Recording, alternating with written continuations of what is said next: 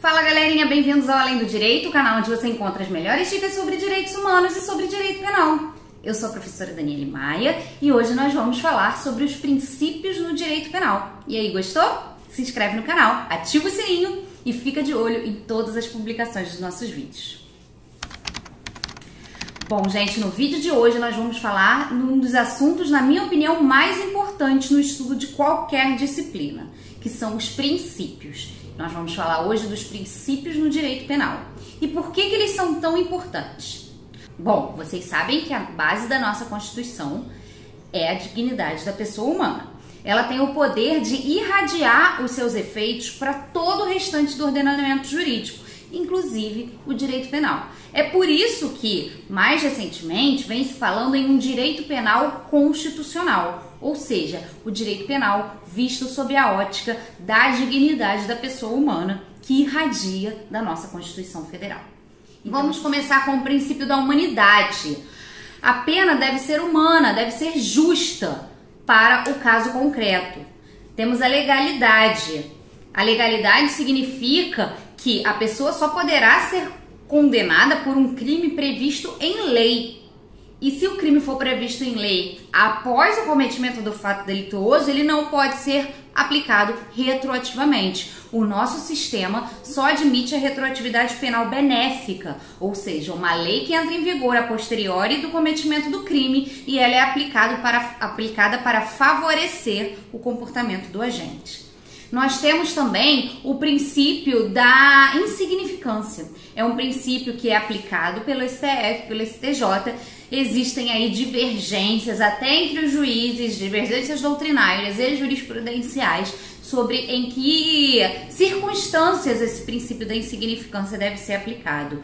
O princípio da insignificância significa que quando uma conduta ela for tão pequena, ela a ponto de ser insignificante para o direito penal, a pessoa não deveria ser punida, não deveria nem se considerar que ela praticou um crime. É praticamente uma atipicidade material da conduta. E quando que isso ocorre? O STF fala que isso pode ocorrer quando houver mínima ofensividade da conduta do agente, nenhuma periculosidade social da sua ação, reduzidíssimo grau de reprovabilidade do comportamento do agente e inexpressividade da lesão jurídica provocada por aquela conduta. Esses são os conceitos base que o STF costuma utilizar nas suas decisões, mas a gente vê que eles são utilizados para aplicar o princípio da insignificância ou para afastar a sua aplicação. Então é bem casuística essa aplicação do princípio da insignificância pelo STF. Agora nós vamos falar do princípio da individualização da pena, que está previsto no artigo 5º da Constituição. Ela diz que a pena deve ser aplicada de acordo com o caso concreto. Então, se um juiz está analisando um roubo de 2 agentes em coautoria, ele deve aplicar a pena de cada um de forma individualizada, primeira, segunda e terceira fase, porque as características de cada um dos agentes devem ser analisadas conforme elas ocorreram particularmente em cada uma das condutas, mesmo que seja a análise do mesmo crime. Também na Constituição nós temos o princípio da intranscendência da pena. Ela diz que a pena não deve passar da pessoa do condenado.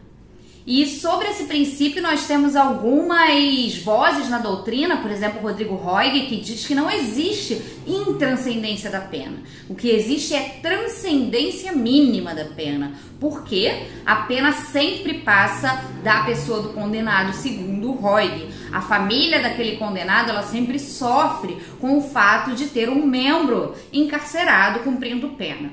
Por isso ele chama de transcendência mínima, mas majoritariamente entende-se que o que a Constituição diz é o princípio da intranscendência. A pena é aplicada para aquele indivíduo e não passa da pessoa do condenado. Nós podemos também falar do princípio da adequação social. O que significa isso?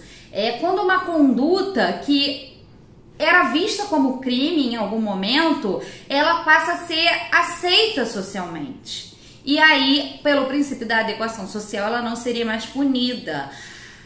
A defesa de praticantes desse crime tentou muito sustentar que a pirataria de CDs e DVDs não seria crime, mas a jurisprudência não admitiu, havendo inclusive entendimento simulado sobre isso, que o crime de pirataria de CDs e DVDs, eles continuam válidos. Mas isso, caso tivesse sido aceito pela jurisprudência, seria uma aplicação clara do princípio da adequação social.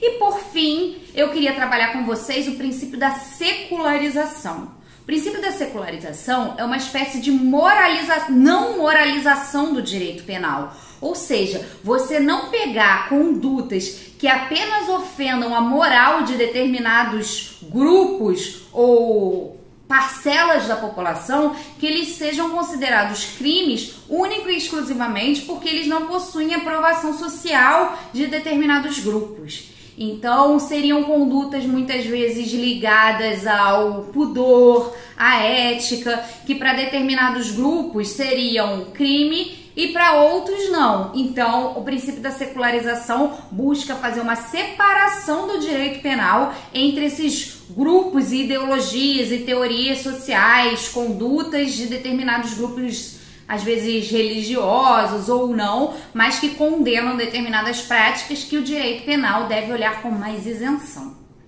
Bom, era isso. O estudo dos princípios, ele é um estudo infinito, porque o operador do direito deve sempre analisar o direito penal ou qualquer outro ramo do direito que esse operador esteja trabalhando com base na teoria dos princípios, para que esse direito não seja apenas dogmático, ele incida no caso concreto de uma forma justa e de acordo com a nossa Constituição Federal. Você acha isso também? O que você entende da teoria dos princípios? Conta aí para mim nos comentários, vamos conversar. Tchau!